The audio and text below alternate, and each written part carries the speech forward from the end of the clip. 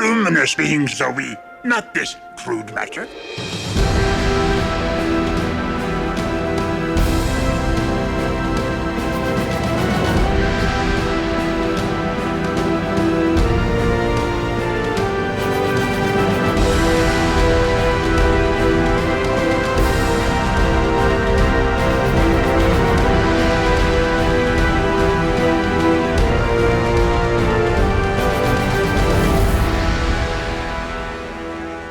Welcome, Gothamites, to another episode of the Arkham Sessions. My name is Brian Ward. With me, as always, the psychologist to the superheroes, superheroines, and supervillains of Gotham City, and now a galaxy far, far away, Dr. Drea Letamendi. Hello, Drea. Hello, Brian. Happy December. Happy December. Happy almost 2023. Wow, you could leave it a happy December. We don't want these last couple weeks to fly by. I'm officially on vacation. So, I'm sorry. Yeah. You know me, I'm always looking ahead. Hold that back. We wanted to start this episode off. It's a couple of weeks out, but we've never had an opportunity to express our grief over the loss of Kevin Conroy, who everyone knows really as the definitive voice of Batman in any animated form. Some would even say the definitive Batman regardless of the form. Mr. Kevin Conroy, by all accounts, was just a really good guy, and we have not really had an opportunity to express the sadness that we feel for his loss since his passing a couple of weeks ago. We did post a little something on our Patreon page for our followers. It's the video that he did for you on Cameo for our wedding anniversary, where he actually gets to talk about the psychology of Batman a little bit. Just a really, really humbling message to get from him, and then to hear of his passing a couple of weeks ago was really, I don't think something that anyone in this community expected, and then we were all feeling a terrible loss. I know you especially, Drea. In a way, I am glad that he learned a little bit about how his work had an impact on my work. I know that given the cameo that you requested, you did talk a little bit about the show and how I got interested in psychology because of the animated series. And after his death, I really thought about how deeply influential his work was. He raised a generation on a Batman that was thoughtful and psychologically deep and caring and complicated and human. And it meant a lot to me as a kid growing up and learning about this superhero and all of his different adventures, but also his flaws and his challenges and his difficulties. And I know a lot of people know this, but I wouldn't be in this career. I wouldn't have had the confidence to pursue this career had it not been for the deep curiosity and fascination I had about the human mind, which really was sparked through Batman, in particular, Kevin Conroy's Batman. So there are few words left I have to describe what he means to me, especially when it comes to what I do for a living and what I do that I'm very passionate about. Yeah. So he will be missed. His work will be missed. His life will be missed. And again, I'm terribly sorry, and also feel that he got to hear from people, us included, who shared how important he was, and that kind of keeps me a little bit uplifted that he did learn about that. Yeah, he knew.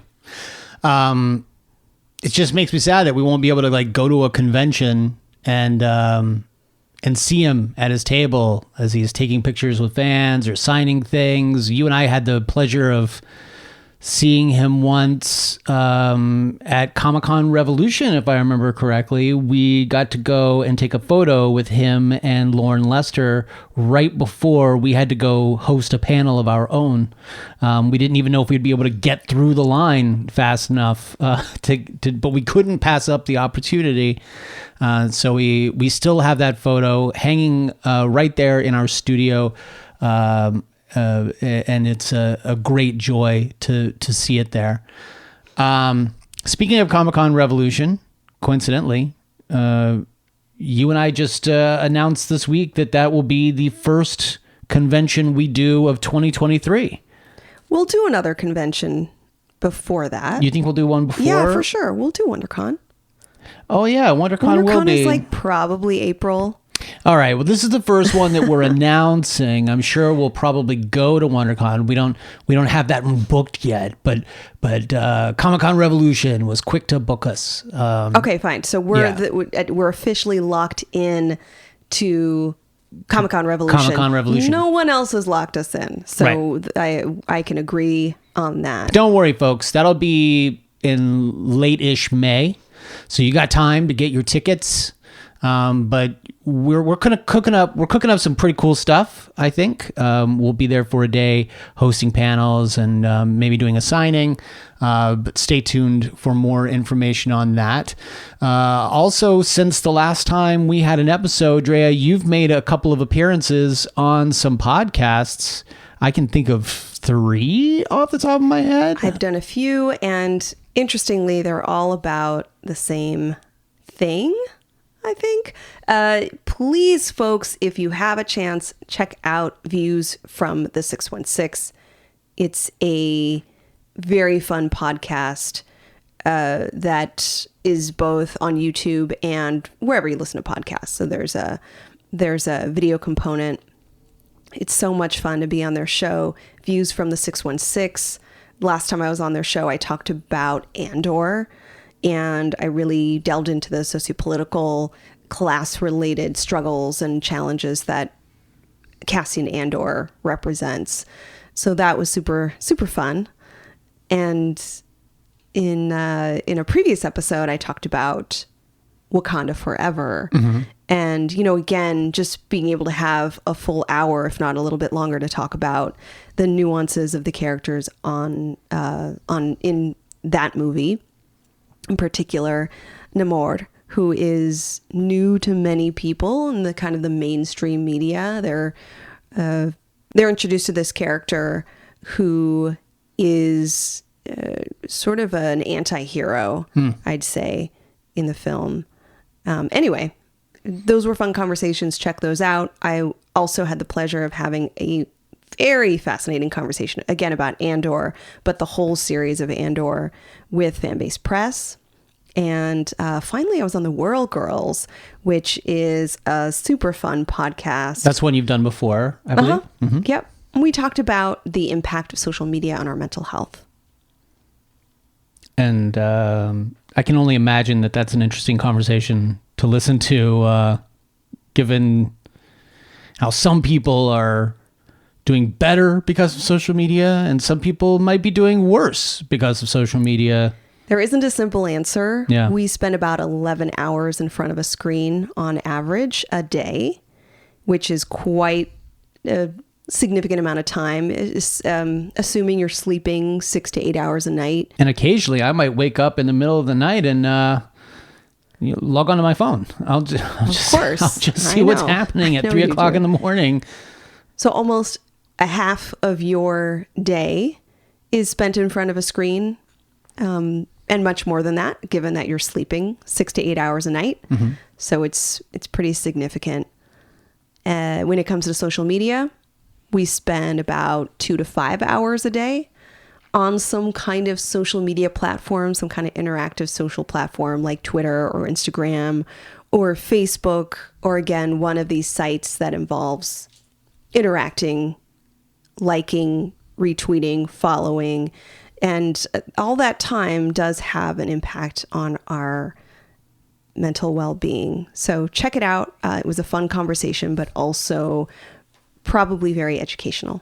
Yeah. And I would say all 3 podcasts are a ton of fun to listen to. So I would go check them each out. We'll be sure to leave links, I'm sure, in any number of the show notes that we leave in any number of places that you get your podcasts. I had a little bit of news. It's not really news anymore, but a while back on another episode, I had mentioned that I was basically doing 2 40-hour-a-week jobs because I had been asked by a dear friend to consider making some sort of long-form featurettes for an upcoming video game. Well, that video game has been released. On December 2nd, you could buy The Callisto Protocol, starring Josh Duhamel and Karen Fukuhara, who folks would know from The Boys. Also, someone we've had on our podcast before, Sam Witwer, when we were doing the psychology of Star Trek versus Star Wars, one of the earlier iterations. And I made 3 featurettes. Those can all be found now on really any of our social medias or on Patreon. You can go to IGN and see them. But the first one deals with the brutality of the game. The second one deals with the helplessness. The second one deals with atmosphere and tension, and the third one deals with helplessness in humanity. And I am happily saying that you make an appearance in all 3 episodes, and you kind of steal the show with what you're wearing in those episodes. I thought you were going to say I steal the show with what I'm saying. Oh, you're definitely stealing the show with what you're saying, but a number of the best comments on any of the YouTube channels that I was looking, because PlayStation had it on theirs, Striking Distance Studios, the creator of the game, they had it on theirs, and IGN had it on theirs. They were all obsessed with your xenomorph dress. Well, you have to appeal to your audience. Yeah, it was great. But go check that out. Also, I had a and I'm not going to say who sent it, but someone sent me or sent to us on our Patreon a message saying, "Hey, you put up parts 1 and 2, but where's part 3?" So I promise I'm going to put part 3 up. Got it. I totally forgot. And that's the one that you're most in, because you're dealing with helplessness and humanity and those feelings that we all get. Plus you get to see actors in spandex suits with motion capture balls all over them. And it's fun. That's a lot. That's a lot. And we're on our way to 2023. Not quite there yet. But on our way. And in 2023, I have a couple of announcements having to do with some releases. And let's just say it's in the IP that's going through a lot of changes right now. That's all I'll say for now. The IP that's going through a lot of changes right now. Writing changes, casting changes. The Witcher? The DC universe? I'm not going to say. I don't have the authority to. I don't even know necessarily what it is you're talking about. I won't say much more. It's very cryptic. All right, 2023. We'll expect more out of you for that one. This episode, I think, is going to be a pretty short one, because when you compare it to the 2-part episode of Star Wars that we did following the Joseph Campbell hero's journey, nothing emotional whatsoever, shape or form, happens in this little movie called The Empire Strikes Back. Isn't that right? I do not agree with this. You think there's character depth and development?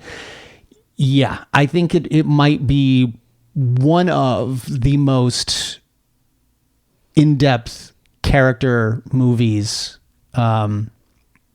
in the entire franchise, if not the most in-depth character movies. There's a lot of stuff that happens here. It's almost as if they bucked that whole concept of this being a very structured adventure, archetype-based adventure, and they wanted to tell a more heartfelt story or set of stories, series of stories that, I mean, there's just so much more drama here. It went from fun fantasy to a very real, heavy. We can feel the war happening around these folks, right? I mean, we're hit from the very beginning as we are on Hoth, an ice planet, your favorite planet in the franchise, if I remember correctly. Yes. And we get to visit some of our old friends, Han Solo, Princess Leia, who's now definitely commanding the rebel army there at Hoth. We get to see Chewbacca once again fixing up the Millennium Falcon.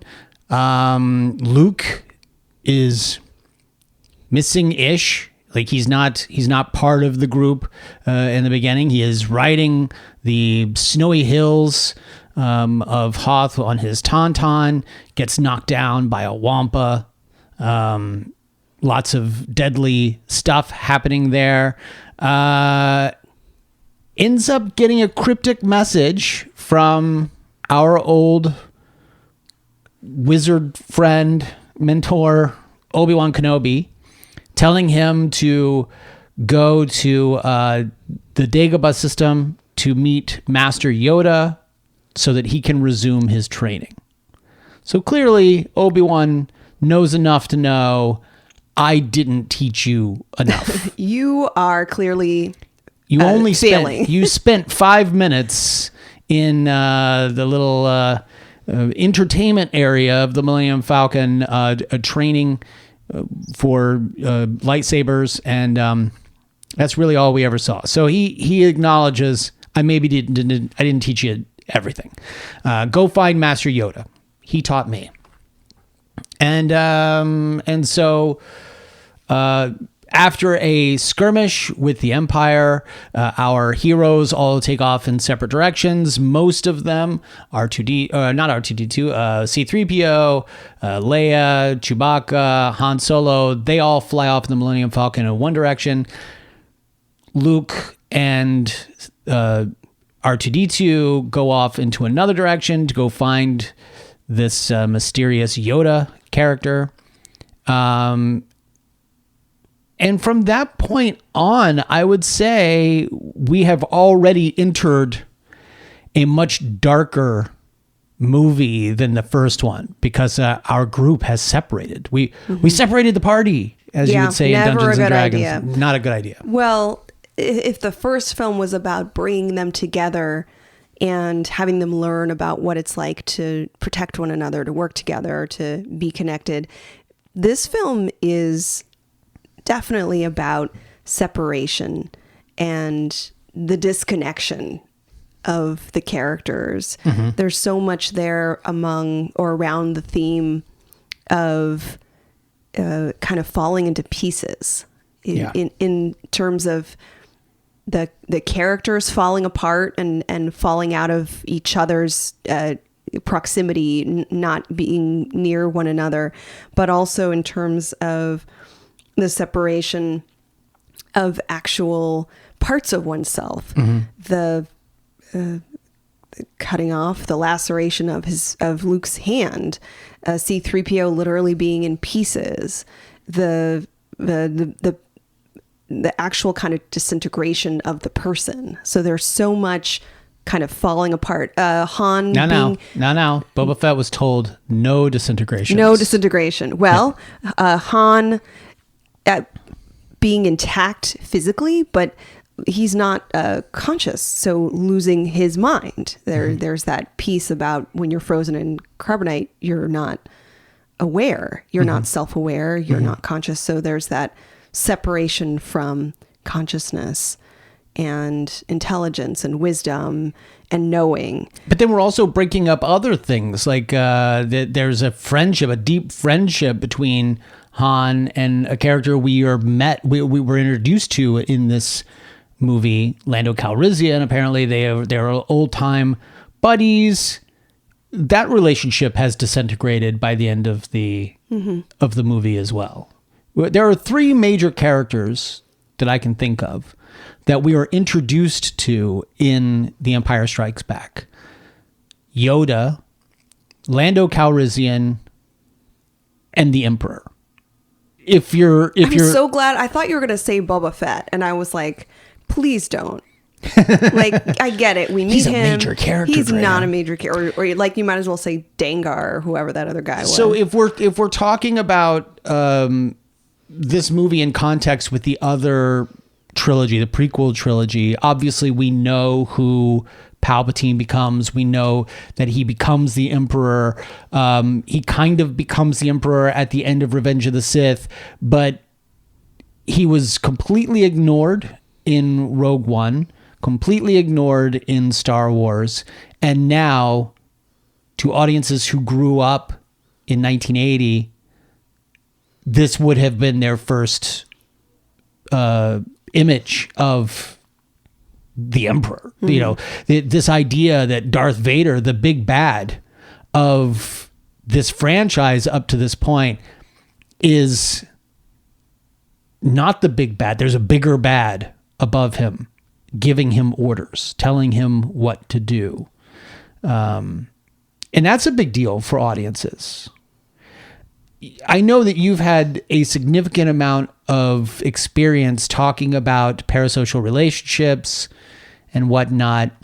Describe the feeling for an audience, and maybe even your feeling when you first saw this. Darth Vader taking a knee and looking up at a hologram of someone bigger, like more menacing, but also physically larger than him, filling this room. Well, I don't know if this is true for everybody. I think it actually humanizes Vader. It gives a sense that he has this fallible trait. He doesn't have the free will, the autonomy to just choke whoever he wants, to do whatever he wants. He is led by this obscure, mysterious, and menacing figure who is in absolute and total control. So I don't know that it makes Vader scarier. It actually makes this all kind of more fascinating. Here's the figure that we recognize as the shadow. This is the thing to be feared. Mm-hmm. This is going to draw out everything that we hate and are scared of about ourselves. Mm-hmm. This is the thing that we come up against. This is what we've all sort of been motivated to direct our intense emotions around. And then there's this other villain that appears to be even more controlling and menacing. A dark shrouded cloak over most of his face. Yeah. So it adds a complication, but I think it also does what, I'm not sure if this was intended, but it gives us a sense of curiosity around Vader in terms of Vader's psychology. Is there a way around this? Does that mean Vader could have some room for complexity? Mm-hmm. Is Vader able to turn away from the dark side? Is the dark side of Vader just this other guy? Yeah. It removes, it almost externalizes his darkness. It gives the opportunity that he is more than just that darkness. And to be fair, in Star Wars, it's clear that he's not the big boss when Grand Moff Tarkin orders Vader around. Sure. You know, and so when you're talking about not being able to just force choke anyone, Grand Moff Tarkin came right out and said, "Knock it off, Vader." And Vader's like, "All right, yes, sir." So he is definitely the apprentice of this Emperor that we're seeing. And I think it's fair to say, because we have covered the prequels, we are allowed to talk about Anakin and his relationship with Palpatine leading up to this moment, right? I mean, yeah, it's a little weird, but it makes sense. I think it still works. Yeah. They did I don't know if it's called a reshoot or what is it? They added elements to this film, because before it wasn't the same actor, it was some lady. Oh yeah. Oh, you're talking about the original. Yes. Yeah. Yes. There was a lady in makeup, voiced by an actor that was not Ian McDermott. Ian McDermott was cast as the Emperor in Jedi, and that's the character that we all sort of know and love, hate to love to hate. And then he was brought back for the prequels, and then to tie everything together for the versions I don't acknowledge, they reshot that scene with Ian McDermott Right. as the Emperor. So I think what I'm saying is this film takes some interesting turns. It allows for a hero who's mutilated severely. It allows for him to be imperfect, and something we'll talk about is how much room he has to grow. That's what I want to ask about for sure, because as I think about this, normally I would send anyone who wanted to watch Star Wars for the first time, I would send them to, I would do what they refer to as the machete cut. Say that one more The time. machete cut. Okay. Machete cut.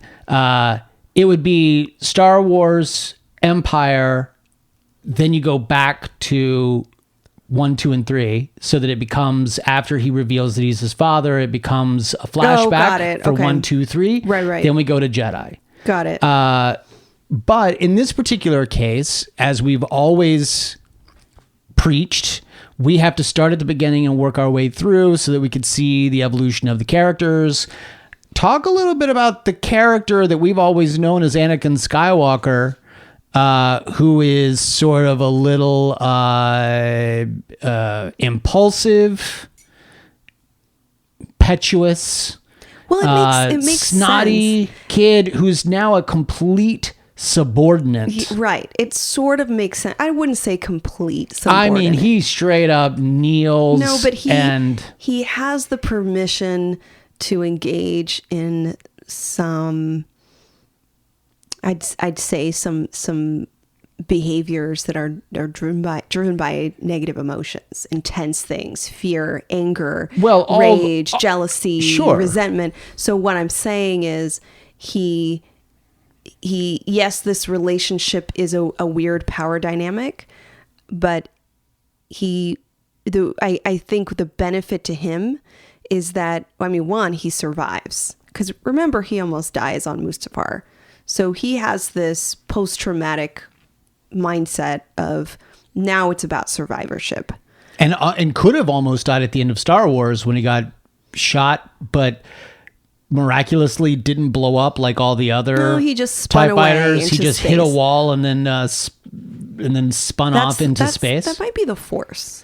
You don't like, you gotta protect. Is Vader good at this? Like, now it's now occurring to me that we've now seen Anakin / Vader nearly die at least twice in 4 movies. I think we see, and again, we're not seeing the stuff in between, but I think what we're seeing is a man in a suit who's been severely traumatized, severely disfigured, become essentially a cyborg, and have to rely on this evil, menacing man who wants complete control of the galaxy. Yeah. So what does this kid, he's not a kid, but he's a young adult.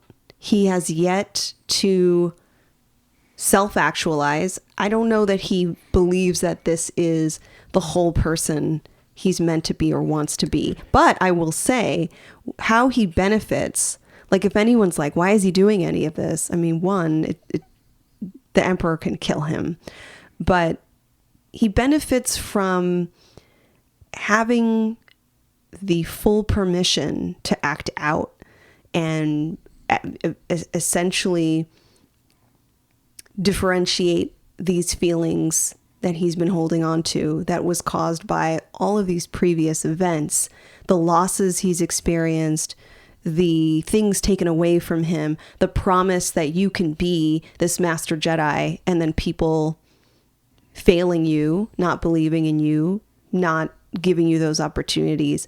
So he's full of resentment. He's full of hatred. He's full of ego. His ego is completely fragile and yet really present. So that's kind of what he's doing, is he's exercising all of his abilities to be bad. Yeah.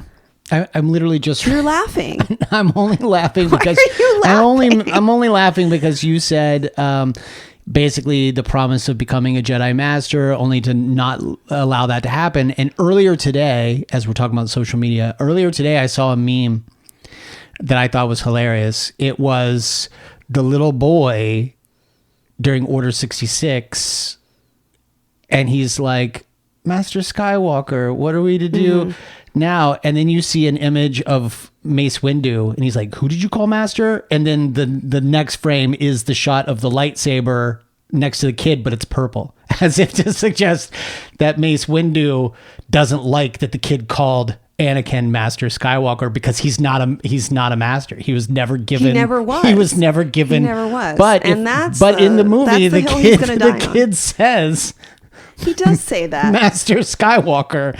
And like, even the kids were like, you got this one in the bag. I think I actually really like Vader in. I know you do. No. Like in this film, before even when we obviously know what happens in the prequels, but I like him in Empire because you can start to get the nuances of his psychology, even if you're filling in the blanks here or filling in the gaps with what we do know.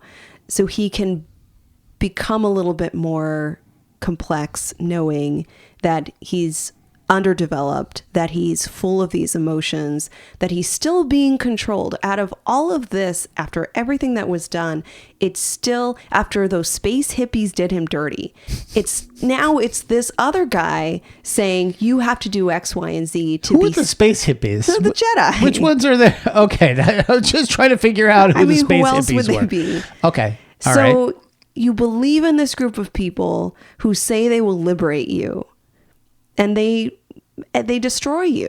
So now you're turning to a potential mentor who is saying, I will protect you. I'll give you power.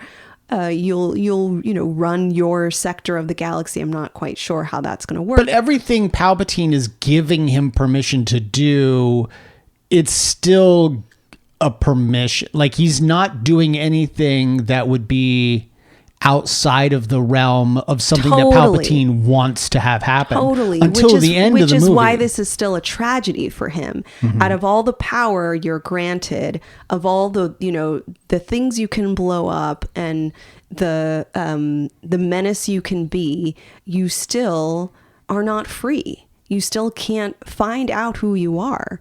You still are completely, chained up with some other person's will, some other person's desires, what they want. And so I think I look at it like a tragedy. I look at it like, yes, I care about Luke Skywalker a little bit. I want him to figure out how to lift that X-Wing out of the water. But I do think that Vader say with an eye roll. I don't know. But I think we could all hear it.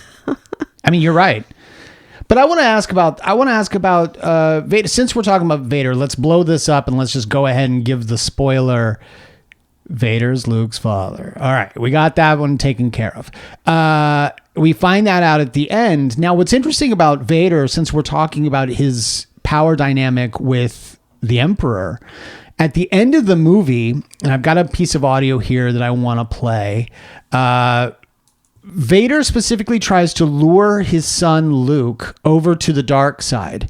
Now, you would think it was because he wanted Luke to join the more powerful side, so that there was no real threat against the Empire. But he's talking about ruling the galaxy as father and son. Let's take a listen to this. Luke, you can destroy the Emperor. He has foreseen this. It is your destiny.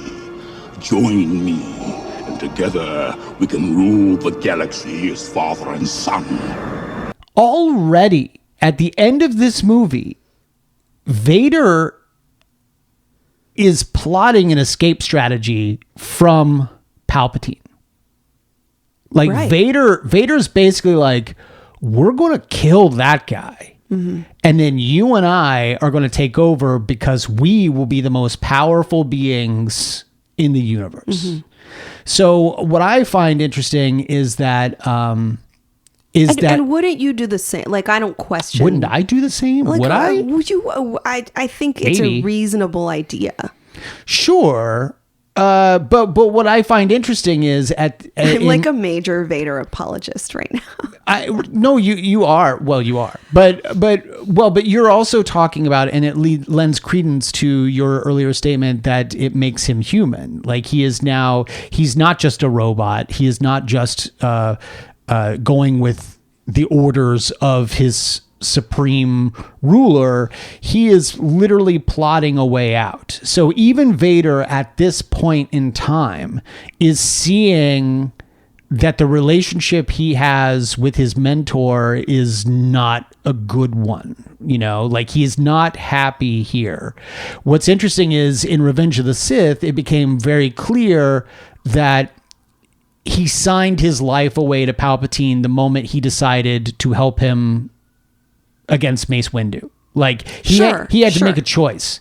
Up to that point, he made the choice. He was like, Master Windu, I now know you're right. I need to take you to Palpatine. We need to arrest him together.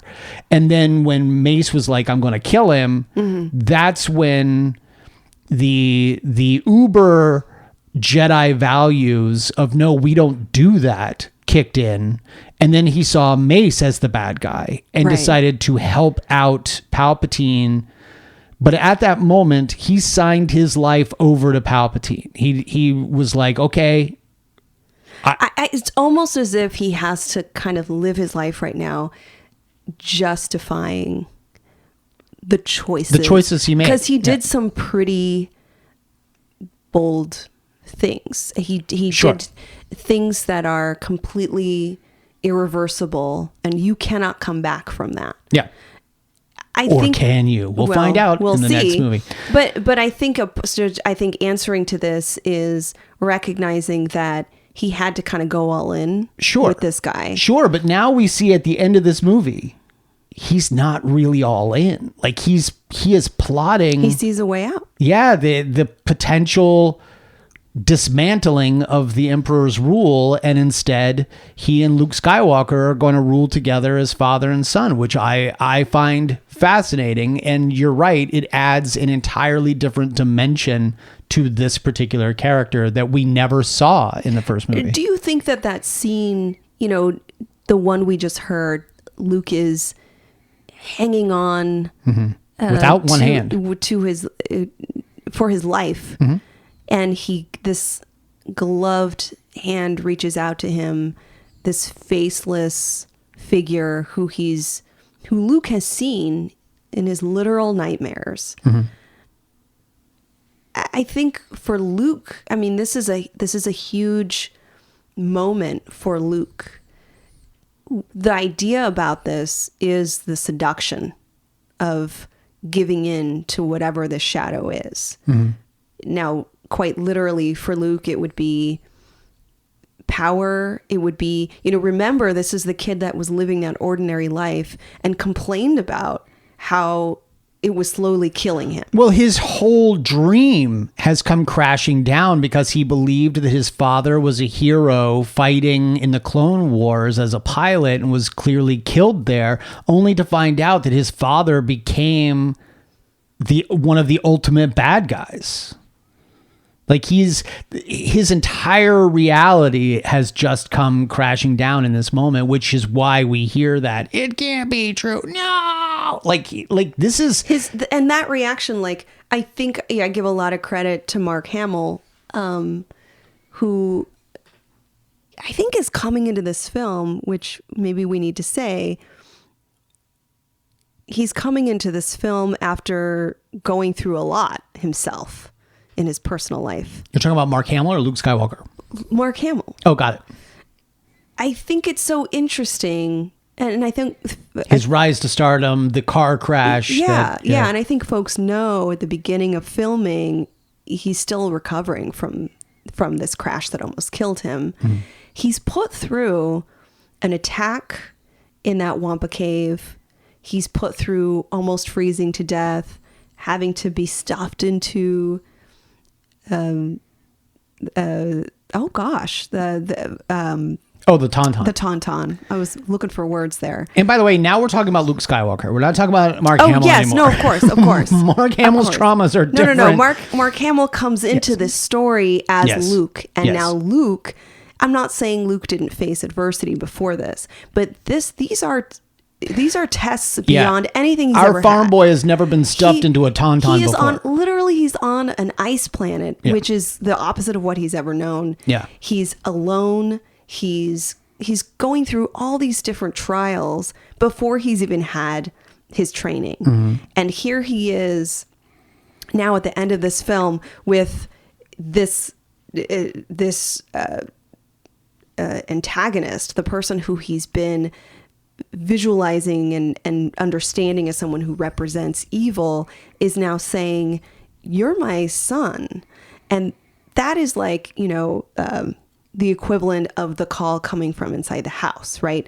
That is now the movie saying, not only are you being invited to the evil, but you are a part of this. Biologically, you could also become evil like me. So what is that? So psychologically, that's the realization that as much as he trains, as much as he's this good person he believes himself to be, inherent in his psychosocial biological repertoire, somewhere inherent in his being, in his personhood, is the thing that made his father evil.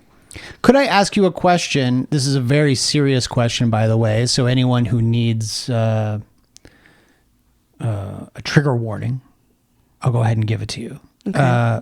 But in the moment that he yells no and then lets go, is he saying, I would rather die than join you and potentially rule the universe as father and son? Or do you think he knew that Shaft was there and I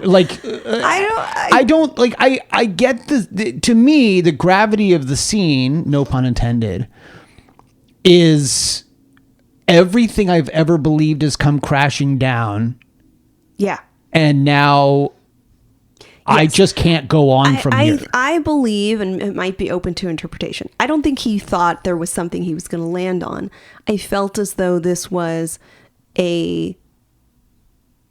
almost like a peak of disillusionment and a realization of all the terrible things that he could imagine, and this one he couldn't even imagine, because even in his training he was asked to challenge himself, to go into that Dagobah cave, to consider what are kind of the worst. What are the worst fears? What are the worst things that can happen? And while there was some suggestion that there's a connection there with that image of his face in Vader's helmet. Yeah. Oh, we're definitely going to talk about that. Right. So there was an intimation of you're connected in some way. You feel each other's presence. There's something there. This was not being related. Him being his father, I think, is something that just absolutely shattered him. It could have been, so I don't know, I have to watch it again, but my initial interpretation is this is just releasing himself of that reality. It's a rejection of what's going on in the moment, and almost this giving it up to whatever happens. If I fall and die, that is what will become of me. If I'm caught, if I land somewhere, I don't know. If I land someplace that's just 2 meters wide, which is just about the size of a womp rod, because when he falls, now granted, I understand that there's a difference between special effects. Like if you were to look at slow motion footage of a cat or a squirrel or some animal that is constantly jumping and landing, you can always see them redirect themselves. Like you can watch their eyes hit a target point and then they then redirect their whole bodies. Luke never did that. Luke just happened to accidentally land into like a little shaft. They even show his body falling a couple times and he's kind of flailing about. Like he's not really... This is really disturbing. It's not the Force guiding him to this thing. This isn't someone who's desperately trying to find out where he can land safely. Yeah. It seems as though this was his way out, falling to his death. Now, I want to ask you about that Dagobah cave because we just brought it up and I don't want to get too far away from it before coming back to it. So let's just jump back to the Dagobah cave. What is the Dagobah cave that we are talking about? Well, there's a something pulling him, sort of calling at him from during his training on Dagobah with Yoda. And he is drawn. He even says, "What's in there?" And Yoda responds, "Only what you take with you." And Luke then puts his gun belt on that has his lightsaber and all of that. So Luke is demonstrating that he cannot trust that there's nothing inside that cave, that there's going to be hostility in there and I have to be ready for it. So Luke then walks into the cave expecting a fight, and he comes face to face with his nemesis, Darth Vader. Or the illusion. Well, yes. Darth Vader didn't suddenly show up on Dagobah. Yes.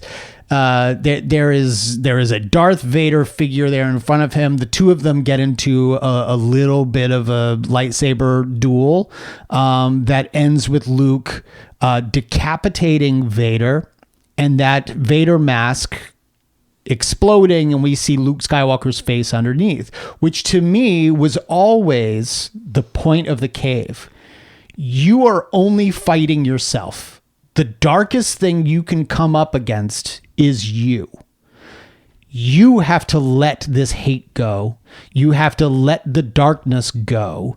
You have to don't fight yourself. Instead, walk into a cave believing that everything is going to be okay. Mm-hmm. And it will be. Mm-hmm. What is your take on that Dagobah cave? Well, there's two things I want to say. One is that I wish up to this point there was a little bit more emotional activity or with whom? With Luke. Like I think for like I get the lesson and it's an important one. I just wish Luke, and maybe I'm contradicting myself because I just said Luke had gone through so much. Yeah, I feel like up to this point, Luke's gone through a lot because he's been through the emotion of the training. Well, he's been through if we go right back in time, he's gone from the twin sun planet of Tatooine to losing his foster parents to losing his mentor. Okay, so then all right. Then he's been beaten by a wampa, stuffed into a tauntaun. Goes and meets someone, is incredibly frustrated by this little impish character who keeps promising to take him to Yoda, but then mocks him and rolls his eyes. And when he discovers that the little impish character is Yoda, he's already on shaky ground with this ancient Jedi master. I think unquestionably the greatest Jedi master of all of them. Sure. And he has gone through an incredibly rigorous training. He's already tried to raise the X-Wing and couldn't, only to be humbled by this little dude who just does it without any real problem. And now he's questioning. So Luke is constantly questioning authority. Even more so than Anakin ever did. Mm-hmm, like mm-hmm. he is even more impulsive, even more reckless, even more less likely to give in to the faith of the entire experience of being a Jedi. He just wants the knowledge and know-how to be able to do these things instantaneously. He's not willing to really put in the work to earn it. And by the way, as I mentioned in the previous episode, Luke went from wearing a white tunic to now khaki. He is not pure. He is not clean. He's a little bit darker than he was before. Well, I like that because here I am saying I needed him to be more emotionally complex. I needed to better understand, where is this anger coming from? Where is the resentment? Where are the negative emotions that he is to better control and to better understand in this cave? But I mean, I think you just made a really good case for it. Maybe I'm wanting a little bit more of that on screen. We do see him struggle with, I mean, I think that if there's anything psychologically interesting where the psychology lessons are, it's between these two. It's the evolving mentorship, the relationship between Yoda and Luke, and those scenes on Dagobah where Luke shows up ready to train in the way that he believes he's going to be trained with these, whatever paradigm, whatever ideas that he has about what it's like to be trained by this master Jedi. And already he had a fantasy in his head, yes, but he was brought down to a swamp. Yeah. Where a little creature, not much bigger than a womp rat back home, is now trying to teach him this bigger life lesson. It's a huge for Luke. It's a number of lessons around subverting what he believes is heroism, or what he believes the Force is, or what he believes he needs to be as a Jedi Master. Yeah. One of those things, of course, is the power of what's happening internally. Like, don't judge a book by its cover. It's almost like a huge study in what you believe to be something and what that something is, which in part is helpful when Yoda's basically trying to get him to understand, like, you see this small, seemingly helpless creature in front of you. Right. Judge me by size, do you? The power that this little thing has is indescribable. And yet he's, Luke could have showed up and this little thing could have done a whole magic show for him. Like, look at all the things that I can do. I can literally lift up this entire forest. Instead, Yoda uses an approach that encompasses or embeds stoicism, first of all. So this idea that, which I think is kind of relatively important for the Jedi. Stoicism is when you apply reason and wisdom and intelligence, and you don't ignore or deny that you have emotions, but you don't get caught up in the display and expression of emotions. You understand that you have to endure pain and hardship. Yeah. And you look at it in almost an objective way.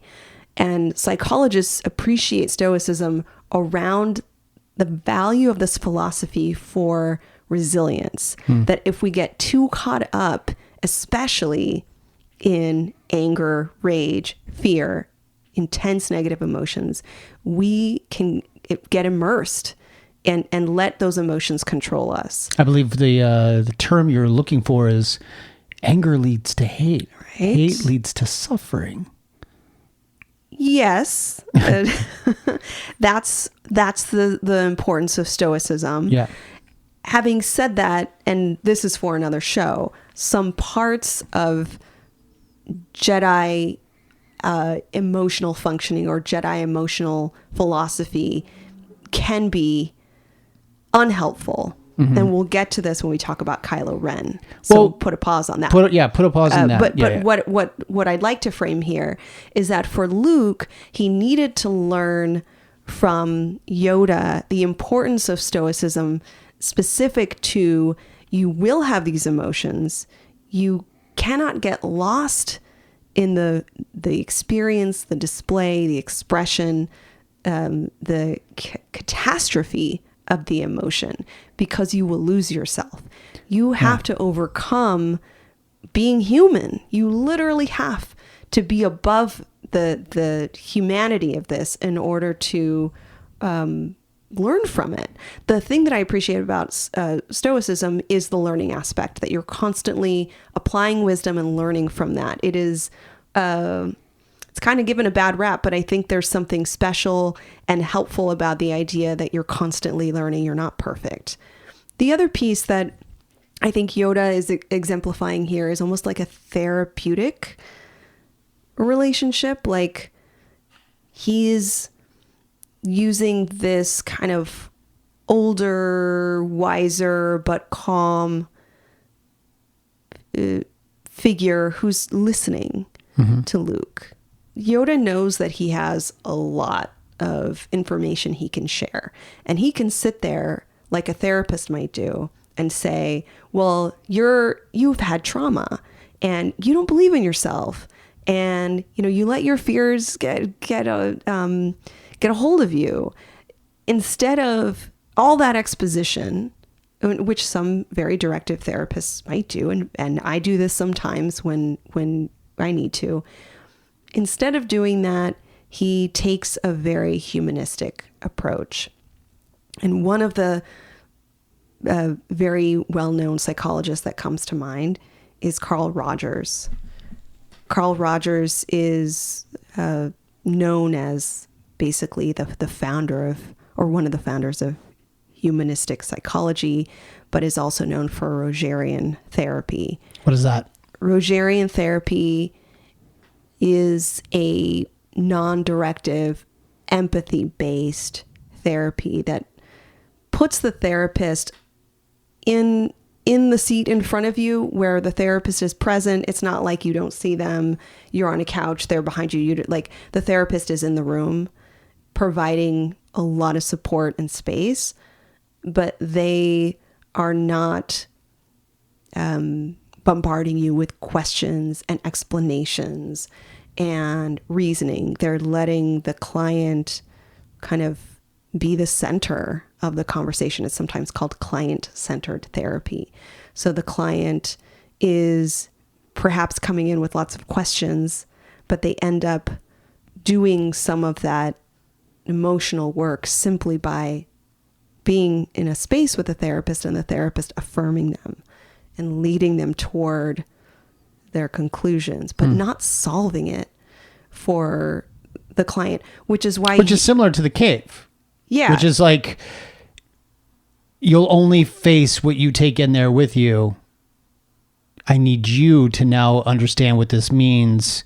You should go in without weapons, but Luke doesn't. Say more about that.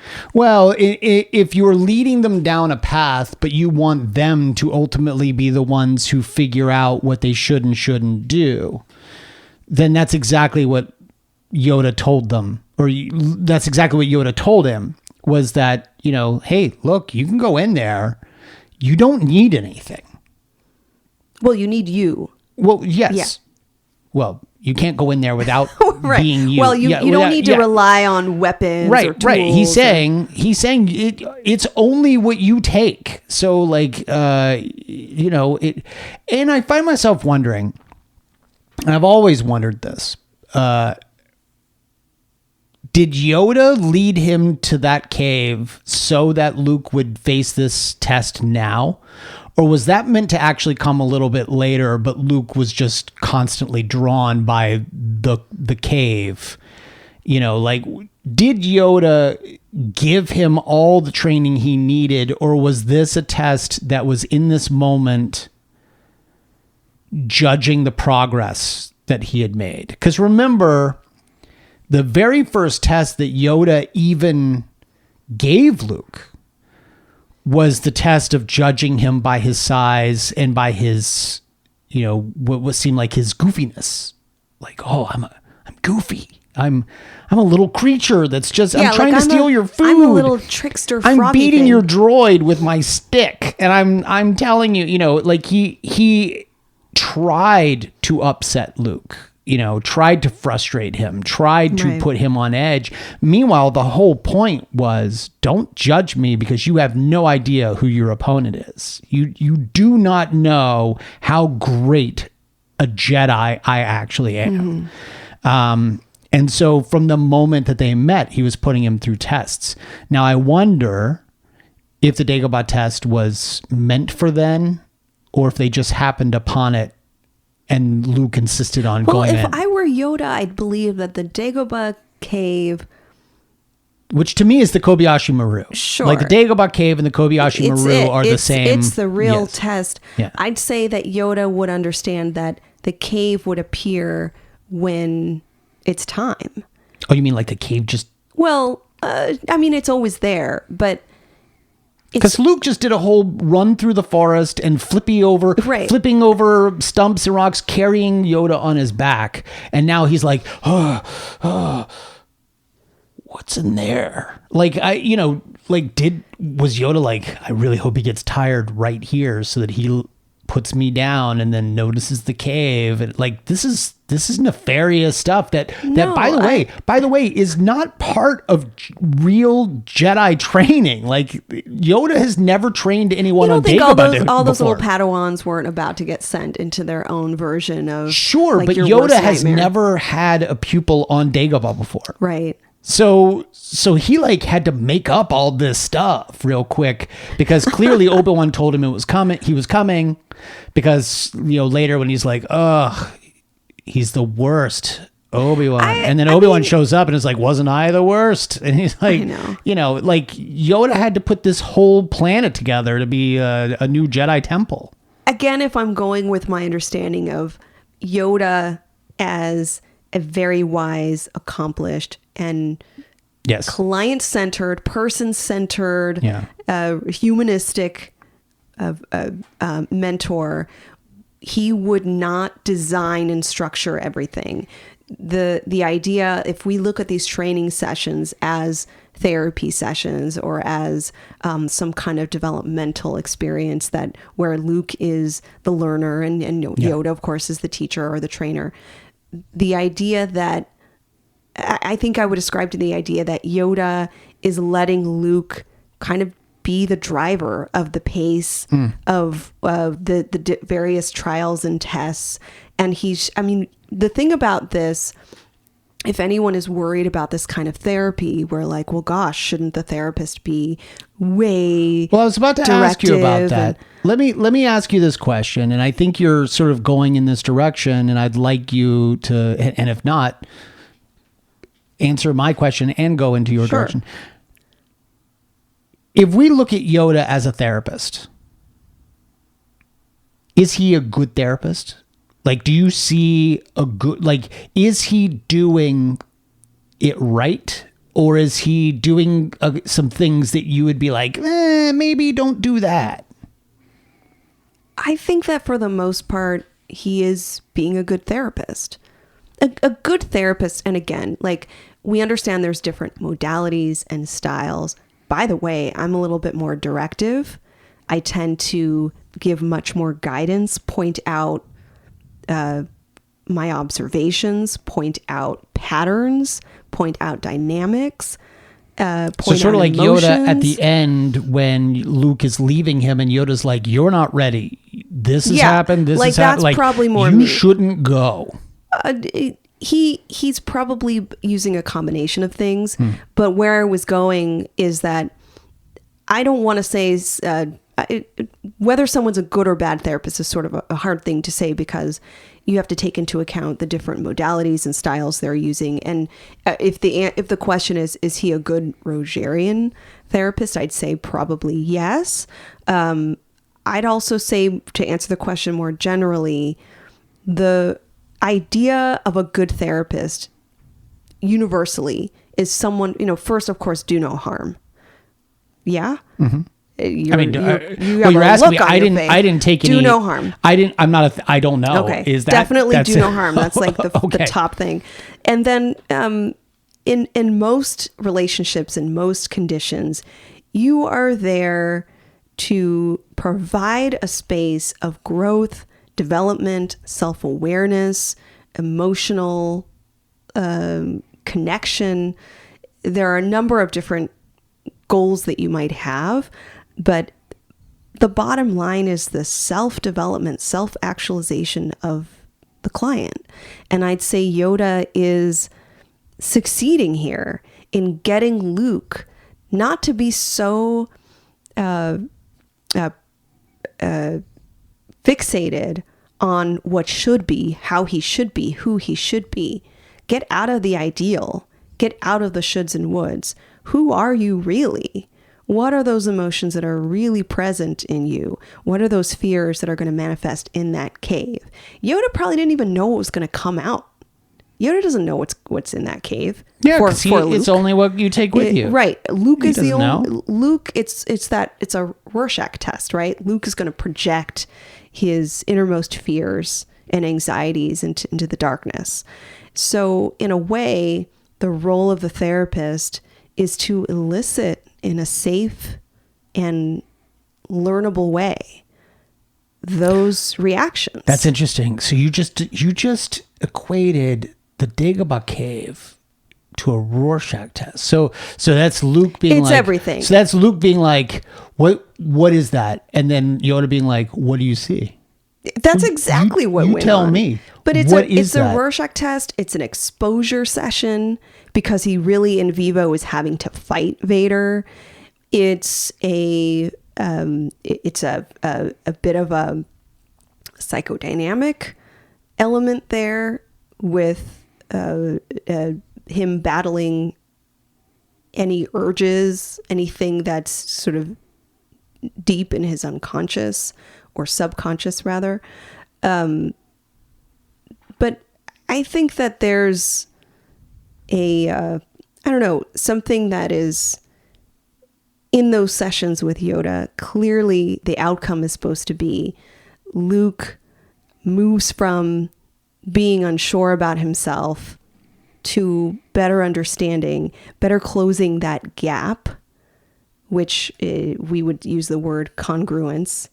So having the self-awareness and the self-actualization to narrow that gap between who he thinks he should be and who he actually is. Yeah. Okay, so we've spent a significant amount of time talking about Vader. We've spent a significant amount of time talking about Luke and Yoda's treatment of Luke.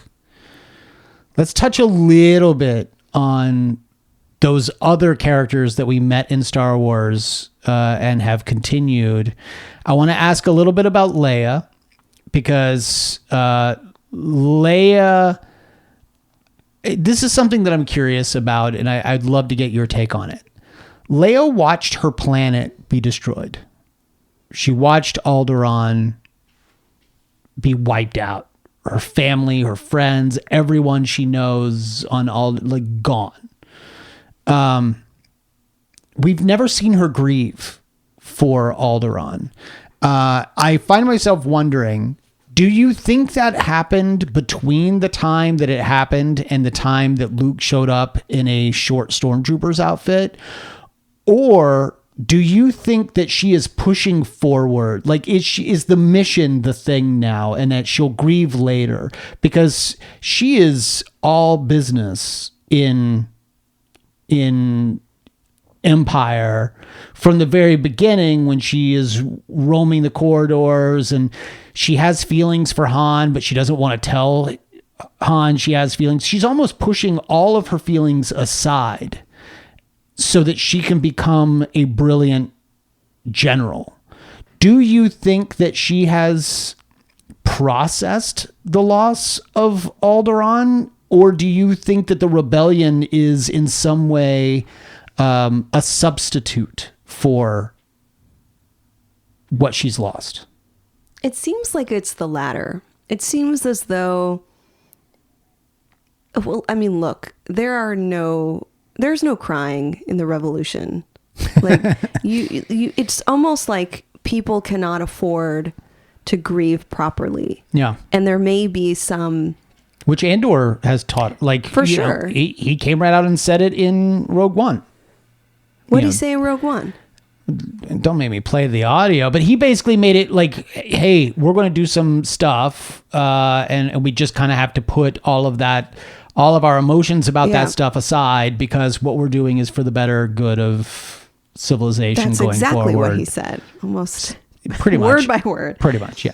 I think there is something to Leia setting the standard for that a little bit, being very visible, being a leader, being the one to give direction, instruction. Like you kind of have to be together. Yeah. I guess my suggestion is that maybe behind closed doors she'll have her moments, but that can't be a public expression. And in a way, what we see of her as the audience, what we see of her is what she wants to show us. Yeah. So, yeah, because we do in Star Wars. I know I can't move forward yet, but something to keep in mind when rewatching Jedi for our upcoming episode, folks. I see a significant amount of change with Leia. She goes from "give me the gun, I'll get us out of here" in Star Wars to an Empire closing everyone off, or desperately trying to close everyone off so that she can lead this rebellion. And then in Jedi, we're going to see her warm up significantly, almost as if a yin to the yang of Luke. Like Luke's getting more emotionally involved, and Leia's becoming a little softer around the edges. We'll see that sure. In Jedi. I think I like what you said about her ability to convert or transform grief into actions that are rational, that are purposeful, that are directed towards something good. It's almost like a post-traumatic reaction that she has. This is in some ways post-traumatic growth. If she's able to withstand and endure her hardships and make a connection between the meaning of those hardships and what she's spending her days doing. In this case, the rebellion. I definitely want to put a pin in this, because there are questions I then have, which is perfect because of what we learn about her and Luke in the next movie. Mm-hmm. I almost see the two of them going in opposite directions emotionally throughout this trilogy. And I would like to ask you about that in Jedi, because something you just said really sort of strikes a chord that I find fascinating. But we're not allowed to talk about Jedi yet. It is in this movie, though, that Yoda says there is another. Yes, that's but, here. Yes, but if you remember, are we allowed to talk about the secret history of Star Wars? Sure, why not? Because if you remember, it was determined that in the drafts of Empire, in the drafts of Star Wars, one could easily say that Lucas didn't know that Vader was going to be Luke's father. Like, Lucas genuinely felt like Anakin Skywalker was a separate character killed by Vader. Right. And then when Kasdan wrote Empire, they then all sort of as a story group decided Vader was going to be the father, which apparently upset Lucas. Like, that was not in the plan. And then in the third movie, another decision was made that most listeners will know what I'm talking about, which was also definitely not in the original plan. But famously, when Yoda says, "No, there is another," no one actually knew who he was talking about yet when they wrote that. So what in that script, he was talking about Vader? Potentially. They were basically, when they wrote that second script, they knew they had written themselves into a hole and had to figure out how to get out of it. And so famously, when he said, just been Vader. When he said, "No, there is another," that was a problem for someone else in movie 3. Okay. So it's like, well, if Luke doesn't turn out to be maybe someone else will. We'll make that happen. And so they were basically writing themselves into... they were giving themselves a get out of jail free card by having Yoda say that. But yes, Yoda could have been talking about Anakin. Yoda could have been talking about someone else in the third movie. We don't know. Someone who Luke kisses. I'm sorry. In this, someone who kisses Luke. Okay. Luke was the recipient. So very quickly, because I also feel like he changed. Han Solo is no longer that archetypal smuggler, scoundrel, pirate of the first movie who's going to leave once cash is handed to him. His heart of gold has now emerged. He's received a medal for having helped save the day and destroy the insidious Death Star. Now, an encounter with a bounty hunter on Ord Mantell has made him think, "Hey, I gotta get out of here. I gotta leave town." And he is in his way. He's on his way out when the battle on Hoth occurs, and he is upset that Leia isn't more upset that he's leaving. Clearly, the two of them have a little thing that's like trying to happen. It's like a Hepburn Tracy sort of relationship. I have no idea what that is. It's an old person reference. So like a Ross and Rachel sort of thing. Yes. Yeah. Yes. Well, Spencer Tracy and Katharine Hepburn famously, they were a famous movie couple in the movies where they clearly loved one another, but were also antagonistic toward one another in most of their movies. Like, you're like, oh, they're relationship goals for me, but they would also be like heavy hitting toward one another. So they'd be very witty and constantly jab at one another. And this was like their relationship throughout the movies, like, because they made several. Do you think they set that weird model where if you, as an adult, care for someone or are attracted to them, you then ridicule them? I would not say they set that model, but I would say that's what they were doing. But I would say that I think that shows. There are some really, really good movies that they were in together that you just can't help but to feel the relationship off the screen. Even if they're saying something that might be considered mean to one another, you can feel the relationship coming through the screen. There's some really good movies. But just like that, Han and Leia are constantly bickering. She's constantly pushing him away. Now, there is a little moment that is questionable in 2022 than it was in 1980, where everybody wanted their men to be men who took a woman by the waist and pulled her in and kissed her whether she wanted to be or not. That's what happens on the Millennium Falcon. Clearly in 1980, she's being directed to like, yes, this is actually something you really want. But she slips out when 3PO interrupts them. Saved by the droid. And then you don't really get a whole lot of opportunity for them to be tender with one another, because then they end up going to Cloud City. There's a little flirtation that happens between her and Lando, because Lando is clearly even more of a scoundrel than Han Solo. Like, he's going to woo all the ladies, regardless of who they're with.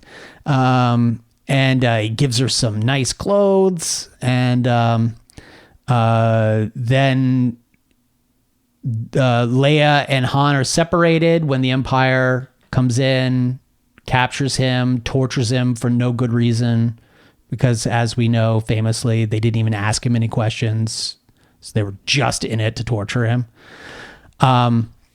She does come up to him and sort of She consoles him. She consoles him when Yeah. all that happened.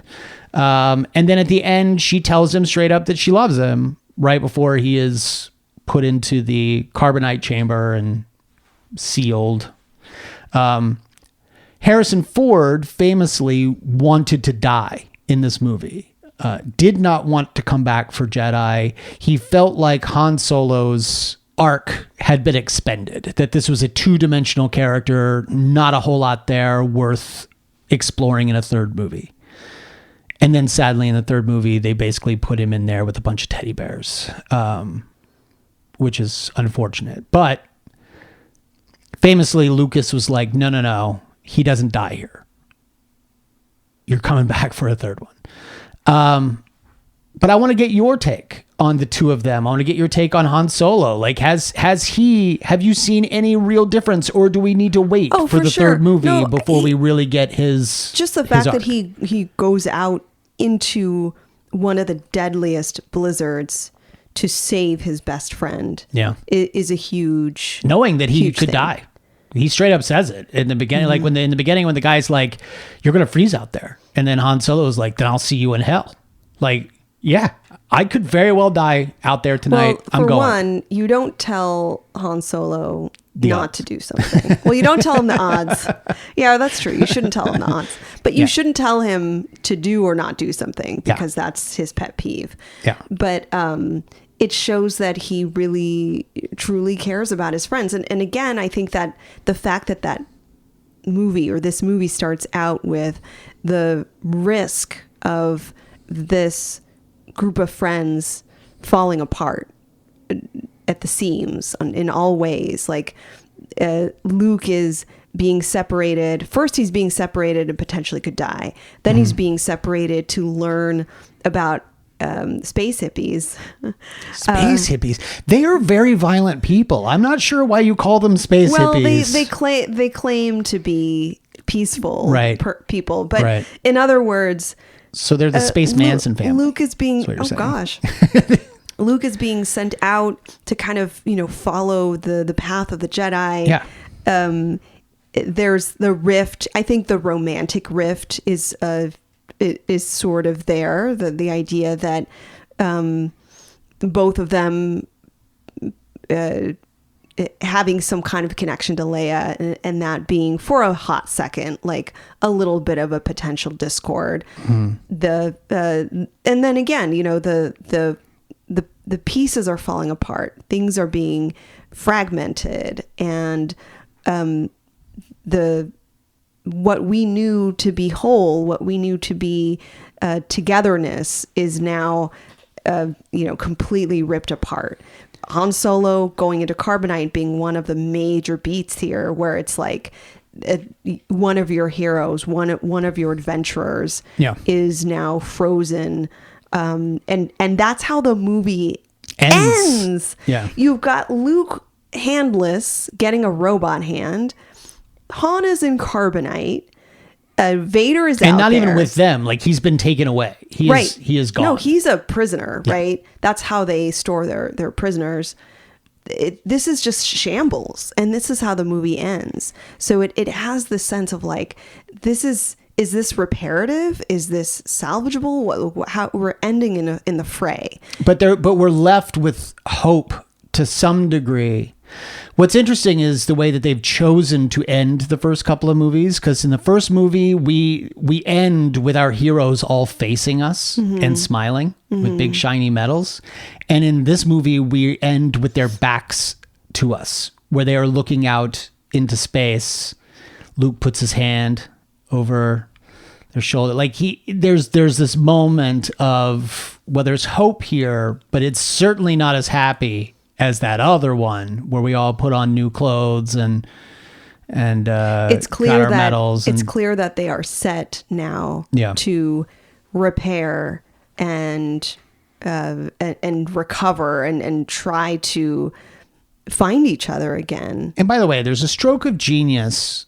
I don't know how many people actually notice. I'm sure a lot of people do, but I've always thought it was a stroke of genius that at the end of this movie, we've not talked about Lando, and I feel like Lando deserves more conversation, but probably in the next movie. That's where we're really going to get an opportunity to talk about him.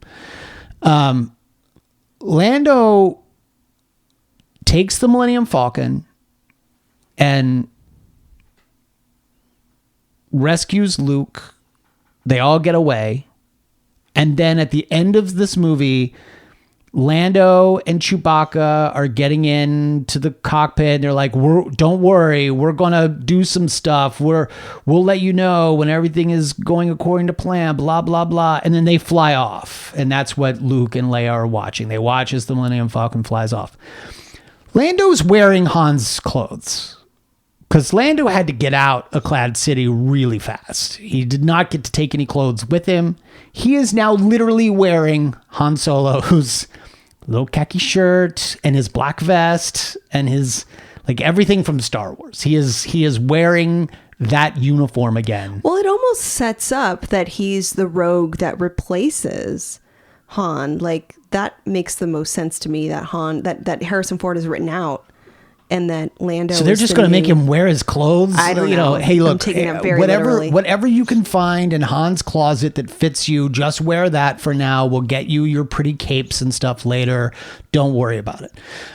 We will see this character again, and I want to talk about this character because I think it's important, especially the betrayal.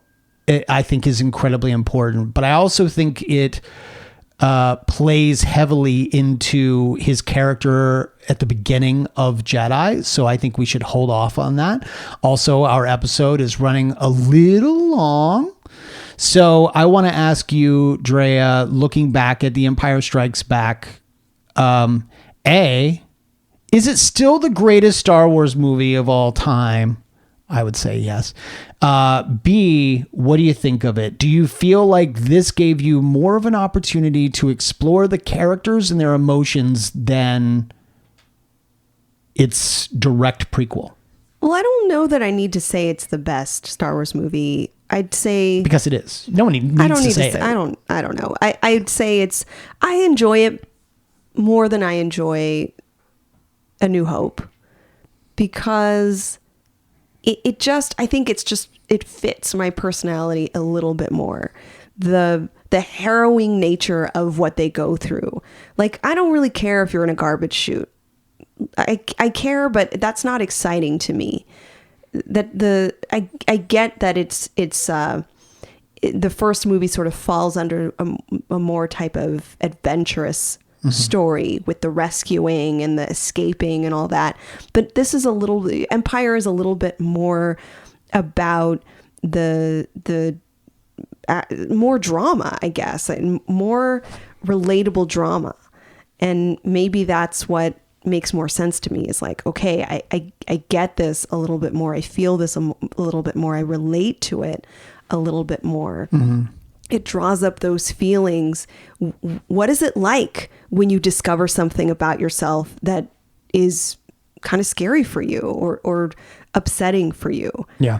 What is it like when you're betrayed by a friend? What does that bring up for you?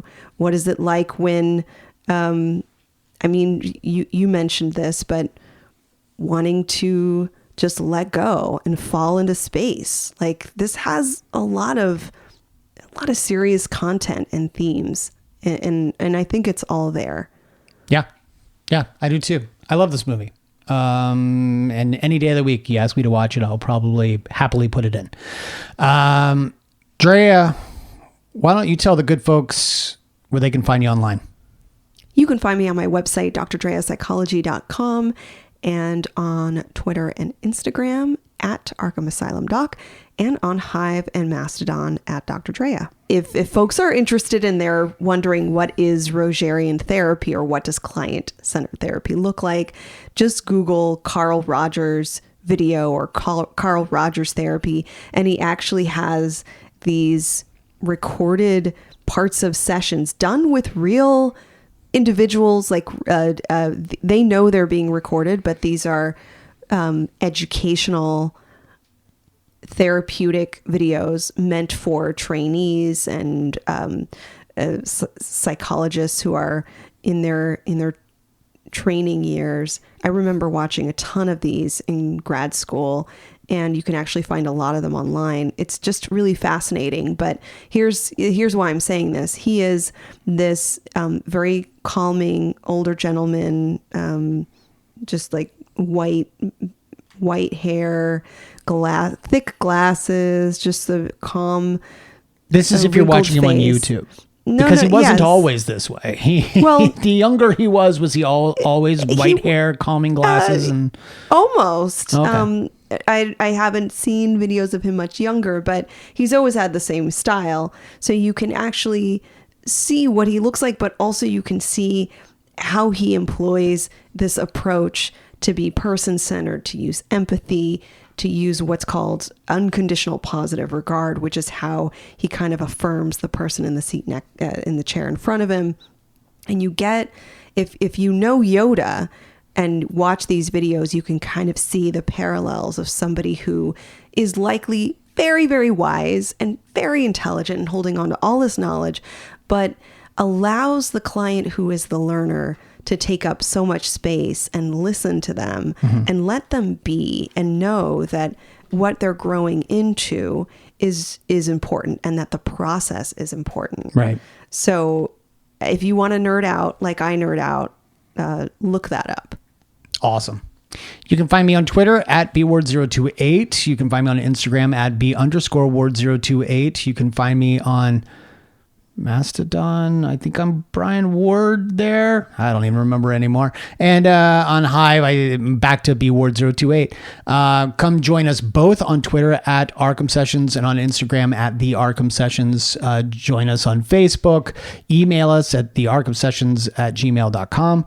And then come leave a message on SpeakPipe, because you only have a couple episodes before we play them all for our listeners during our 200th episode. Follow our family over at Fanbase Press and join us over on Patreon for some cool exclusives. We just put up a couple of articles, one about what we found at a really awesome yard sale. And the other one is what Drea had the nerve to steal from someone at a white elephant party just recently. Oh, I'm sorry. I did what I did, and I'm not ashamed. You did what you did. It was a fair steal. Come join us on Patreon to see what those objects are that she just had to have. And we would love to thank some of our patrons now for making this possible. Michael Pruitt, Weffy, Eric O'Sullivan, Rachel Acevedo Hoffman, Zach Neal, Mike Blanchard, Dr. Girlfriend, John Henry, Dr. Jerome Anderson, Candy B, Scott the Therapist, Mark Pepper, Swara Sali, our dear friends Antonio Lopez, Todd Stashwick, Hero's Journey Fitness, Frank Moeller, Emily Higgins, and my father, Carl Ward. Plus, we have a couple of new patrons to call out. We've got Rin and Andre Tate.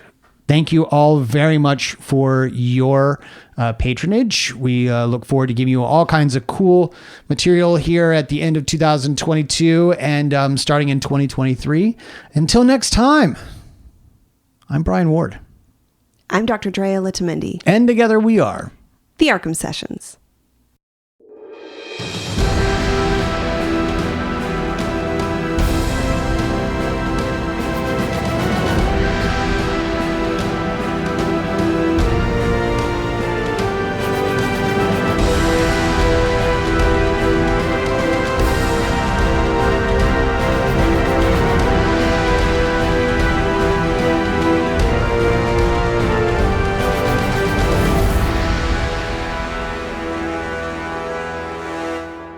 Try not.